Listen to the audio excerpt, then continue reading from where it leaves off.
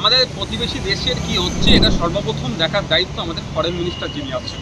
একটা মসজিদে সার্ভে করার নাম করে একটা বসবাস শুরু হয়েছে, সেখান থেকে ফায়ারিং শুরু হয়েছে, সেখানে মেরে দিয়েছে তিনটি ছেলে আবার তারা এখন আবার সংখ্যালঘু মুসলিম মেরে দিয়েছে। 44টার মধ্যে বেশ কিছু আছে, সেগুলোর সাথে আমরাও সহমত। আমরা তো বারবার বলে আসছি, আজকে অ্যামেন্ডমেন্ট হচ্ছে, কিন্তু অনেক আগে থেকে আমরা বলছি যে স্বচ্ছতা আনা হোক।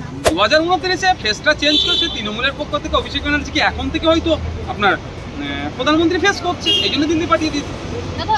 তৃণমূলের সাথে মারামারি করছে, হানাহানি করছে বিভিন্ন জায়গাতে যেভাবে হচ্ছে, এটা তার বাইরে নয়।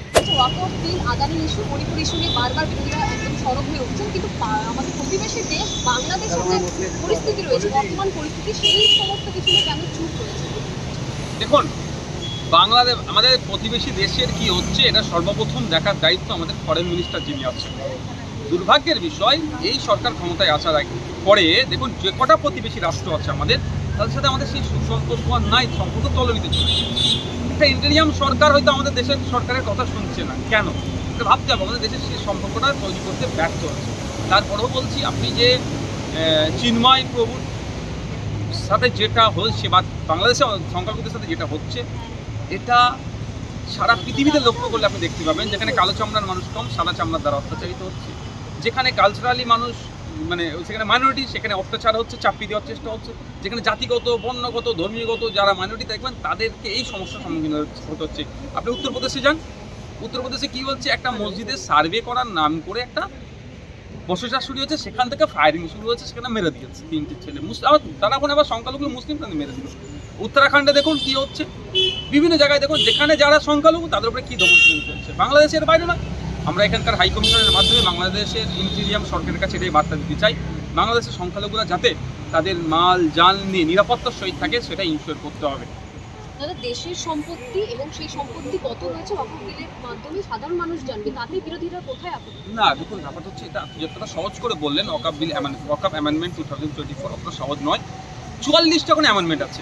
হ্যাঁ, 44টার মধ্যে বেশ কিছু আছে, সেগুলোর সাথে আমরাও সহমত। আমরা তো বারবার বলে আসছি, আজকে অ্যামেন্ডমেন্ট হচ্ছে, কিন্তু অনেক আগে থেকে আমরা বলছি যে স্বচ্ছতা আনা হোক। স্বচ্ছতা মিনস যে কোথায় কী আছে সেটাকে লোকেশন ট্র্যাক করে কতটা সম্পত্তি আছে সেটা সবাই জানতে পারো, প্রত্যেকটা ভারতীয় নাগরিক জানতে পারবে। আমরা বারবার চেয়ে আসছি, কিন্তু দুর্ভাগ্যের বিষয় এটা করেনি বলে এটা নয় যে ওটাকে ভেঙে ফেলতে হবে। যাদের বাস্তবায়নের দায়িত্ব ছিল তাদেরকে আরও প্রেশার দিতে চলতে হয়, সেখানে সংশোধন হবে। কিন্তু আমি আপনাদের বলি, এই সংশোধনের নাম করে যে সম্পত্তিগুলোকে হাতড়ানোর চেষ্টা হচ্ছে, প্রাইম সম্পত্তিগুলোকে নিয়ে পুঁজিপতিদের হাতে তুলে দেওয়ার চেষ্টা হচ্ছে। এবার যদি বলেন আপনি এর মধ্যে একটু সমস্যার জন্য টোটাল ওয়াকফ বোর্ডটাকে তুলে দেওয়া হবে, তাহলে কদিন আগে আমরা দেখলাম এক বিখ্যাত মন্দিরের লাড্ডুকে কেন্দ্র করে একটা জটিলতা তৈরি হয়েছিল। কি লাড্ডুর মধ্যে গরু এবং শুকরের চর্বি মিশানো আছে, কোনোভাবেই কাম্য নয়। যেখানে অহিন্দুরা অনেক শুয়োর বা অনেকে গরু খায়, সেটা আলাদা ভাবে, কিন্তু হিন্দু সমাজের মানুষ গরু বা শুয়োরের সেই ভক্ষণ করে না, স্বাভাবিকভাবে তাদের ধর্মীয় ভাবে আঘাত লাগবে। কিন্তু এবার বলুন, ওই মন্দির কমিটি কি এর জন্য দায়ী, না যাদেরকে বরাদ্দ দিয়েছিল তারা দায়ী? এবার ওই লাড্ডুর জন্য যদি বলে ওই মন্দির কমিটির দায়িত্বভার সব সেন্ট্রাল গভর্নমেন্টের নিয়ে নিক, এটা তো কাম্য নয়। এবং এই বিষয়ে ফিনান্স মিনিস্টারও বলেছে যে এটা সম্ভব নয়। তো একইভাবে ওয়াকফকে যেভাবে দেখানো হচ্ছে আমাদের সামনে, যতটুকু শুধু সেটা শুধু এটাকে উদ্দেশ্য হাসিলের জন্য, কিন্তু এর ভিতরে একটা বড় রহস্য লুকিয়ে আছে। যেভাবে আদিবাসীদেরকে একটা সময় বলেছিল অনেক ভালোবাসি, কিন্তু দেখুন আদানিদেরকে বা কর্পোরেটদেরকে লাস্ট 8-10টা বছর যদি দেখেন, কত হাজার বর্গ কিমি জায়গা, এই জঙ্গল তাদের হাতে তুলে দিয়েছে।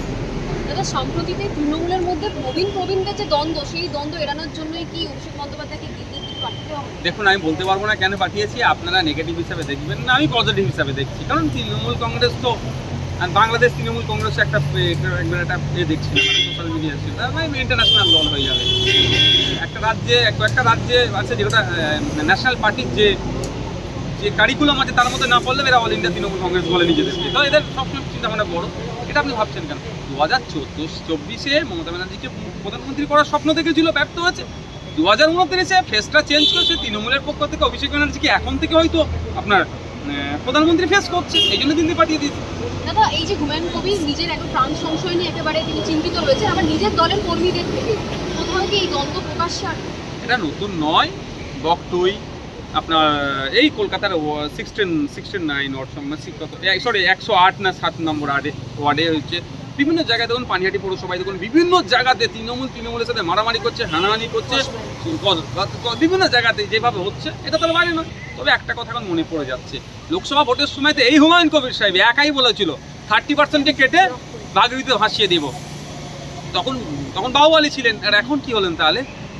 ব্যাপারটা হচ্ছে তখনও বলেছিল এই 30%কে এটুকু বলে ভোটটাকে একত্রিত করার চেষ্টা করেছিল, বিজেপির কাজ করে দিয়েছিল, সুবিধা করে দিয়েছিল। তো আজকেও এই ধরনের যেটা বলছেন সত্যিকার, আমার মনে হয় সত্যিকারের অর্থে নয়, শুধুমাত্র ভোটটাকে তার গ্রহণযোগ্যতা বাড়ানোর জন্য কথা বলছে। তারপরেও আমি একজন আইনসভার সদস্য এবং সাধারণ নাগরিক হিসাবে বলছি, আজকে সংবিধান দিবস উদযাপন করলাম আমরা, সে জায়গায় দাঁড়িয়ে বলছি যে আমরা প্রত্যেকটা নাগরিকের যাতে সেই নিরাপত্তা বজায়ের মধ্যে থাকে তার ব্যবস্থা রাজ্য সরকার করবে।